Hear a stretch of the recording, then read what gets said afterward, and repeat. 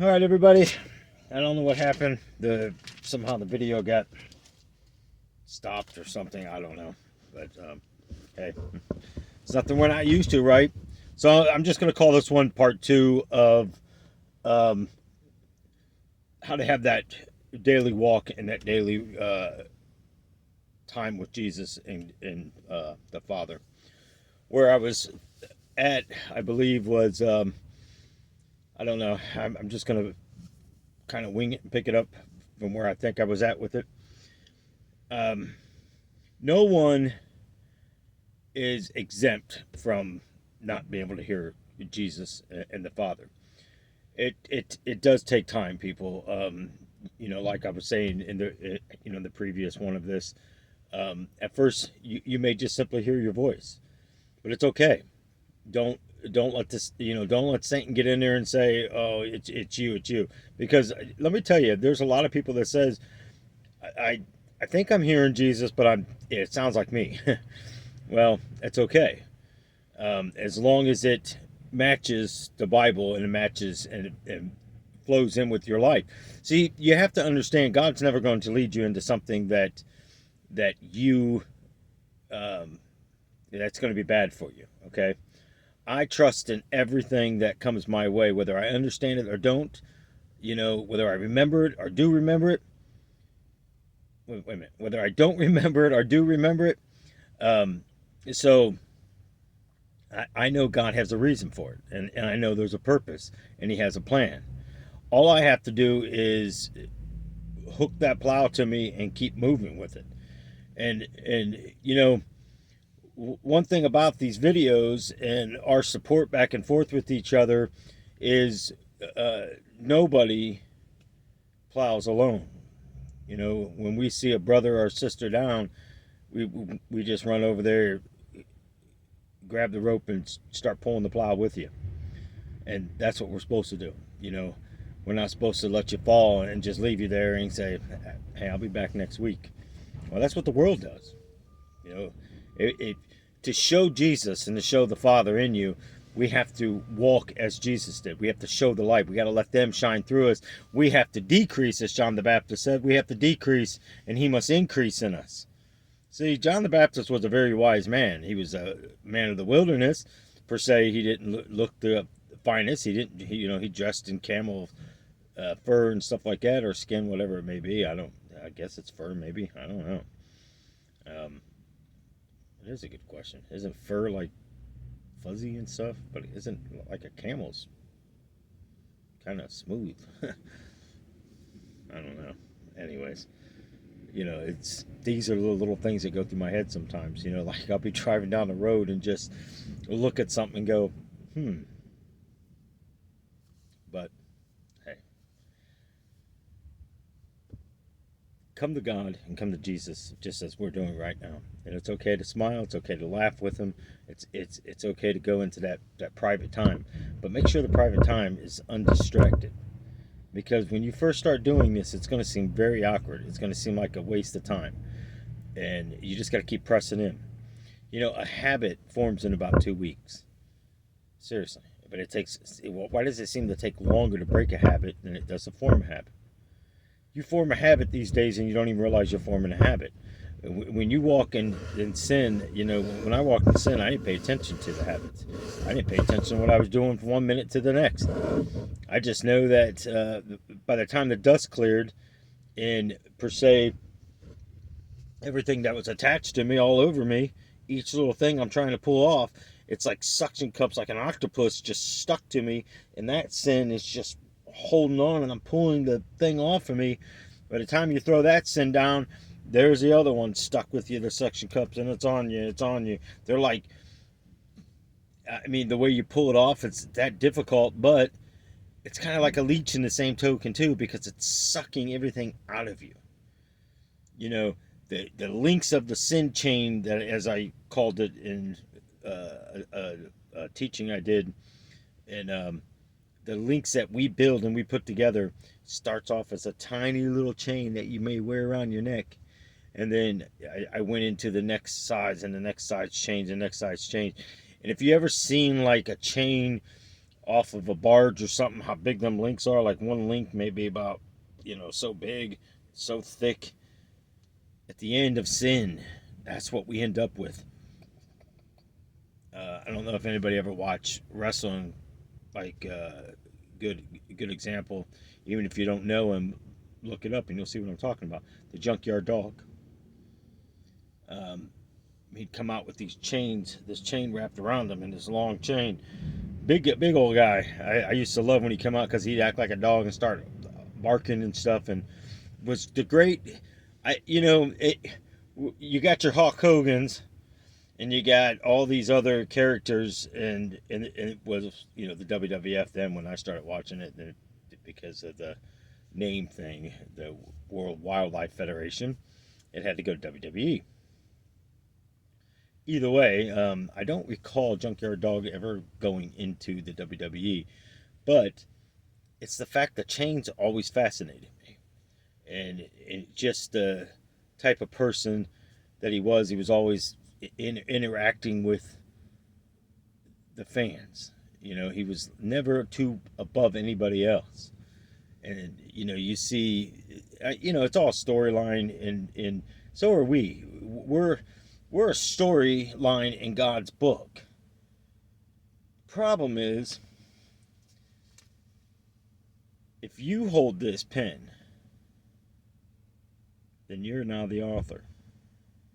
Don't blame God for your pages being a mess.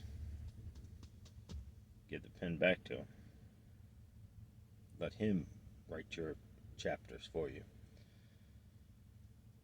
Quiet time is the best time, I think, sometimes.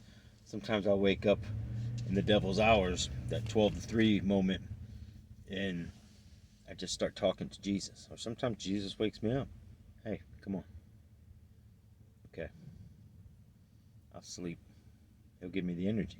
I asked him, Lord, please give me the energy in this day. Please give me the strength to make it through the day. And he does.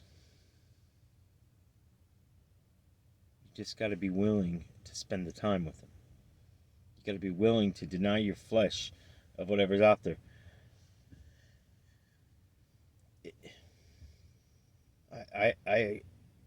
I'm not going to start being filtered now, I guess, the best way to say it. I'm just going to stick it and put it out there, and I really think you guys respect that more than me trying to give you the sugar version of something. Add up how much time you watch TV. Add up how much time that you're on the phone doing something, playing games. Truck drivers, man, they always says, oh, I don't have time to read. I don't have time to do this. But you check out, and especially when you're in the terminals and the driver's lounge, they're playing games on their phones, and man, look at this, I got a high score, or I'm just made to I'm on level 752 billion, and I'm thinking, okay, are you going to go to God with that and say, hey Lord, I didn't have time to study, I didn't have time to read your word, I didn't even have time to pray to you, I didn't even have time to think, but I did hit high score in I'm lost game, and in the lost game there's this one particular level that I just couldn't seem to beat, Lord. And the Lord will look at you, and if you pause for a second, you'll hear him say, oh, please do tell me what level this is.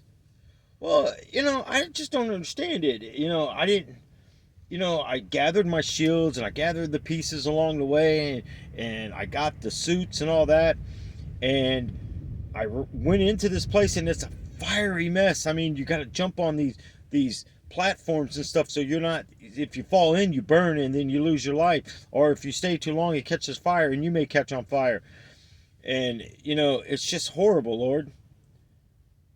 And you pause for a moment again, and I could just hear the Lord saying now, going, well, you entered into hell, but as you played the game and you had to collect that suit you were talking about, and them certain fire boots and the shield, and that backpack thing that sprayed the water, that other bag that you carried that it looked like a bag, but truly that was the good word. And that's what gave you your defense as a sword. Your problem is you didn't have the sword. You had it all along, but you didn't use the sword. You was trying to find a physical hand sword you hold in your hand. I gave you the sword of knowledge to defeat the devil. I gave you the fiery boots so you wouldn't get burnt. I gave you the suit to put on before you put the boots on. I gave you the shield to resist his fiery darts. I gave you the helmet to put on to protect yourself. But you decided to play the game without me. You decided you were too busy to sit and listen. You know, when you were in school, well, yeah, there's things I can't remember from certain teachers.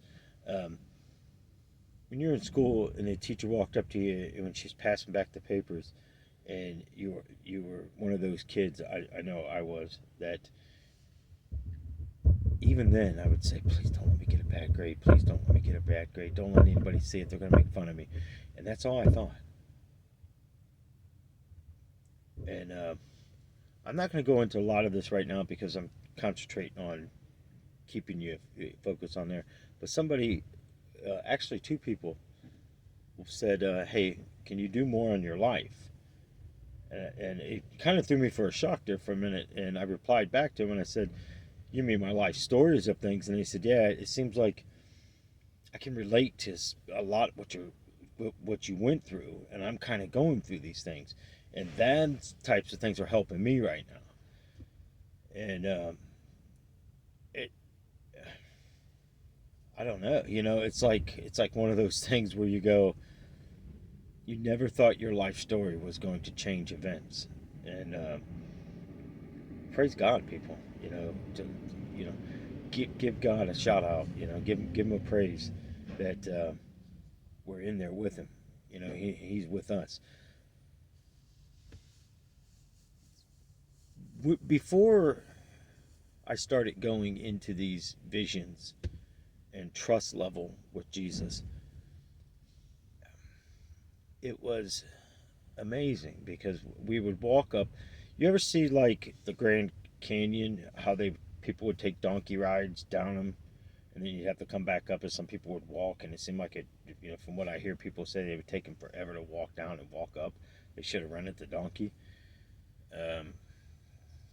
Yeah, we should always be prepared for the day because Satan's gonna detour you and however he can. But how do you do that? You come into prayer first thing in the morning. God, protect my day. Lord, you are my shepherd. Lead me. Lord, I give you my free will. Lord, guide me according to the pathway that the Father has created from my birth. He created the pathway just for you. No one else, just you. He created the pathway, whatever your life journey, because he held the pen and wrote your story. He doesn't stop us from changing it. Why? It's called that thing free will. Because we stop talking to him. Our lives come upside down. The devil wants to control our lives. The devil wants to make our lives miserable. How does he do that? He puts the wrong people in your life. When was the last time you literally prayed, if you're single or before you got married or anything, when was the last time you prayed for who God had for you? You don't go into a bar looking for a husband. You don't go into a bar looking for a wife. I'm sorry. I mean, yeah, there may be some good people in there. I'm not saying that. But if they're drinking and they're carrying on, well, I guarantee it, go in there sober once and look at the same person that you're looking at and see what their actions are and what they are. Listen to them talk. Just sit back in the corner. Oh, yeah, sit back in the corner. Let me say it again. Sit back in the corner. Who else sits back in the corner? The shadows. They watch you. They keep you from talking to God. They put the people in your life, but if you had that relationship with God, you wouldn't have them shadows. They wouldn't be clinging to you because they'd be fleeing from you because they know the power. When you put your foot down in the morning and Satan doesn't feel a dang on thing, he knows his day's easy. All he's got to do is send the peons. It was the least of the least of the least of the angels in heaven that threw Lucifer out. That means Satan's doing the same thing. He's sending the little peons to torture you. Well, I don't know about you guys, but I have my sword. Oh, devil, you ain't got no place no more.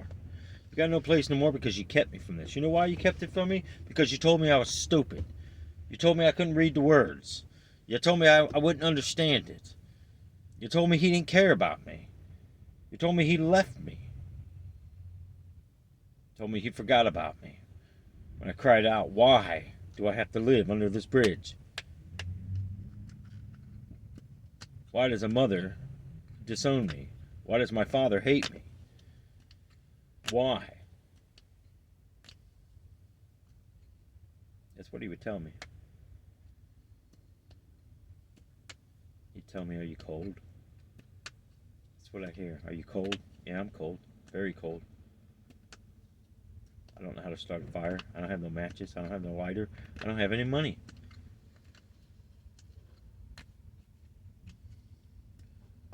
But he wasn't expecting this one night. I said, if you care for me so well, so much, then why am I here? Why am I under this bridge freezing? Here's the problem.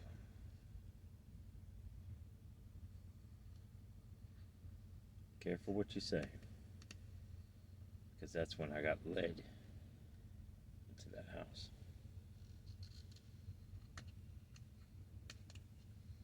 People, be careful who you're talking to. If you see something in shadows and stuff in there, don't be afraid to ask the Lord. Lord, was that from you? Was that an angel?